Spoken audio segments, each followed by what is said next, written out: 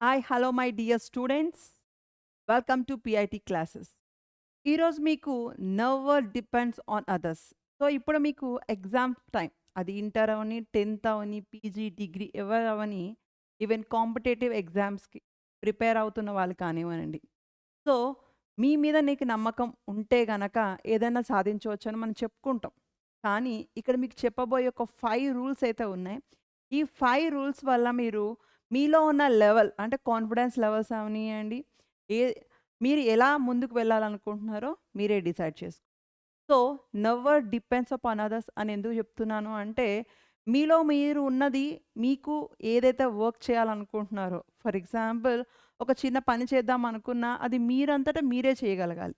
అలాగే మీకు ఈ సబ్జెక్ట్ ఎంత ఉంది, ఈ సబ్జెక్ట్ టాపిక్స్ ఏమున్నాయి, సో ఈ సబ్జెక్ట్ టాపిక్స్ నేను ఎలా చదవగలగాలి. సో మీకు ఒక 5 రూల్స్ బేస్ చేసుకొని చెప్తాను. సో ఇక్కడ మీరు సెల్ఫ్ రిలవెన్స్. సో ఈ self relevance is nothing but a freedom. So నీ అంతట నువ్వు అంటే నీ ఓన్ కెపాసిటీస్ని ముందుకు తీసుకురాగలగాలి. సో ఓన్ కెపాసిటీ అంటే ఏంటి మేడం అని అంటే, మీరు ఏదైతే సాధించాలనుకుంటున్నారో ఒక పొట్టిన గోల్. సో ఫర్ ఎగ్జాంపుల్ ఈరోజు ఈ టాపిక్స్ కంప్లీట్ చేద్దాం అనుకుంటున్నాం, అది మీరు గోల్ని సెట్ చేసుకోండి. నెక్స్ట్, ఈ చేసే పని ఏదైతే ఉందో దాన్ని ఎవరి మీద డిపెండ్ అవ్వకుండా మీ అంతటా మీరే, అంటే ఎవరో నోట్స్ ఇస్తారో, లేక ఎవరైనా మెటీరియల్స్ ఇస్తారో, లేదంటే ఎవరైనా వచ్చి ఎక్స్ప్లెయిన్ చేస్తారోనో, అలా కాకుండా మీ అంతటా మీరే ఆ ప్రిపరేషన్ నోట్స్ ఏదైతే ఉందో అది షార్ట్‌కట్స్‌లో చదువుకోవడం, షార్ట్‌కట్స్‌లో రాసుకోవడం అన్నది చేసుకోండి. నెక్స్ట్, ఇక్కడ మీరు ఏం చేయాలి అంటే, ఎవరో వచ్చి చేస్తారని ఎవ్వరి మీద కూడా డిపెండ్ అవ్వరు. No one comes at the end of the time. For example మీరు ఎగ్జామ్‌లోని రేపు ఎగ్జామ్ అంటే ఈరోజు ఉందనుకోండి. అప్పుడేమవుతుంది, ఎవరైనా వచ్చి మీకు హెల్ప్ చేస్తారా? ఒరేయ్ ఈ టాపిక్ చదువు, ఈ టాపిక్ ఎక్స్‌ప్లెయిన్ చేస్తా, ఈ ఎగ్జామ్‌లో వస్తుంది, ఈ ఇంపార్టెంట్ క్వెషన్స్ వస్తాయి అని ఎవరైనా చెప్తారా? చెప్పలేరు కదా! సో ఎవ్వరు కూడా అట్ ద ప్రాబ్లమ్ వచ్చేటప్పుడు, అంటే ఒక పాయింట్ ఆఫ్ టైమ్‌లో ఎవ్వరు కూడా మీతో ఉండరు. So no one is with you and the problem is arise. సో ఎవ్వరు కూడా మీ దగ్గరకొచ్చి మీ ప్రాబ్లమ్‌ని సాల్వ్ చేయరు. సో ఖచ్చితంగా మీరే ఎగ్జామ్‌కి ప్రిపేర్ అవ్వాల్సి ఉంటుంది.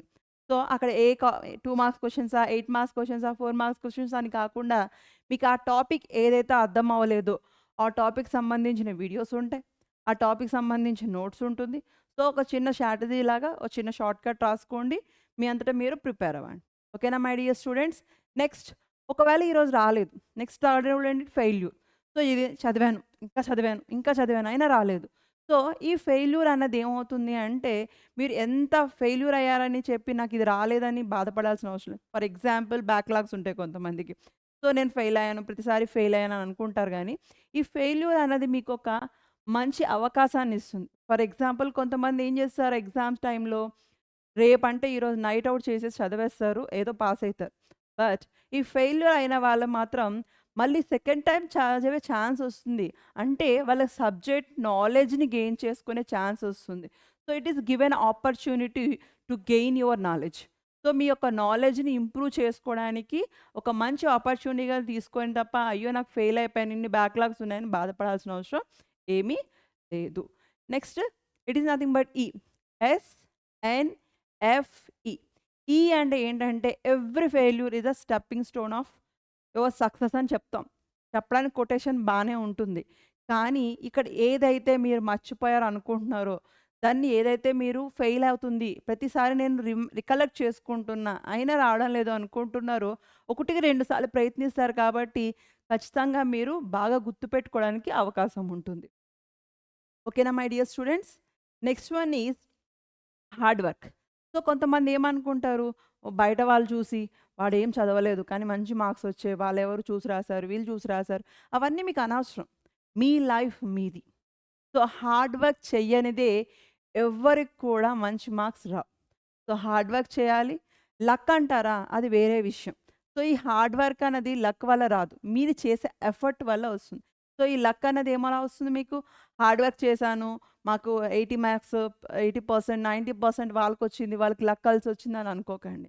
సో వాళ్ళ ఈవెన్ క్లాస్ ఫస్ట్ ర్యాంకర్ అవని, స్టేట్ ఫస్ట్ ర్యాంకర్ అవని, లక్ వల్ల వచ్చింది అనుకుంటే ఖచ్చితంగా వాడు నాలెడ్జ్‌లో ఫెయిల్ అవుతాడు.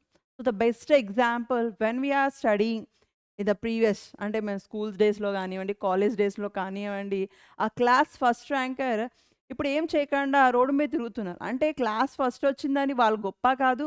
అలా క్లాస్‌లో లాస్ట్ ఉన్నామని మనం వేస్ట్ అని కాదు.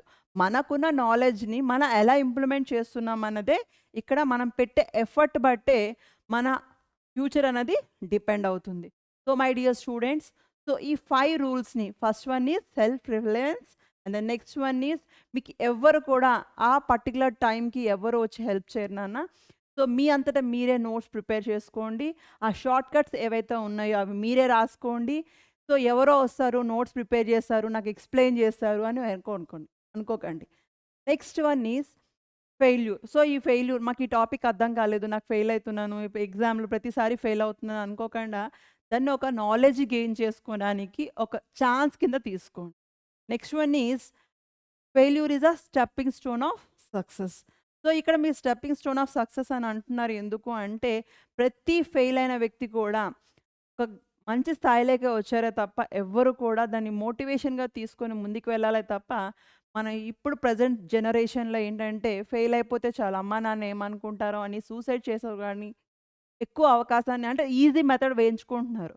లేదంటే ఇంటి నుండి వెళ్ళిపోవడం గానీ, ఇలాంటి అవకాశాలను మీకు చూసుకోకండి. ఎందుకంటే మీ పేరెంట్స్ మీ మీద 100% ఎఫర్ట్ పెట్టి మిమ్మల్ని నమ్మి ఒక ఆర్గనైజేషన్‌లో గానీ, లేక ఒక కాలేజ్‌లో గానీ, ఒక ఇన్‌స్టిట్యూషన్‌లో గానీ జాయిన్ చేశారు. సో, వాళ్ళకి మీరు ఎఫర్ట్ అన్నది ఎంతవరకు మీరు ఇస్తున్నారు? మీరు స్ట్రెస్ తీసుకోకండి. మైండ్‌కి స్ట్రెస్ ఇవ్వకండి. ఎంతవరకు మీరు ఎఫర్ట్ పెట్టి చదవగలుగుతారో అంతవరకు చదవండి. ప్రాక్టీస్ చేయండి. ఆ ప్రాక్టీస్ చేయండి ఒక సెపరేట్ బుక్‌లో రాసుకొని, ఎక్కడ మిస్టేక్ జరుగుతున్నదని మీరే రీకలెక్ట్ చేసుకొని, అక్కడ ఫెయిల్ అవుతున్నాను, ఈ టాపిక్‌లో ఎక్కడ నాకు రావడం లేదని చూసుకొని మీరు నెక్స్ట్ స్టెప్ వేయడానికి అవకాశం ఉంటుంది. Next one is hard work. ఈ హార్డ్ వర్క్ చేయందే ఎవ్వరికి కూడా మంచి మార్క్స్ రావు. సో, హార్డ్ వర్క్ ఖచ్చితంగా చేయాల్సిందే.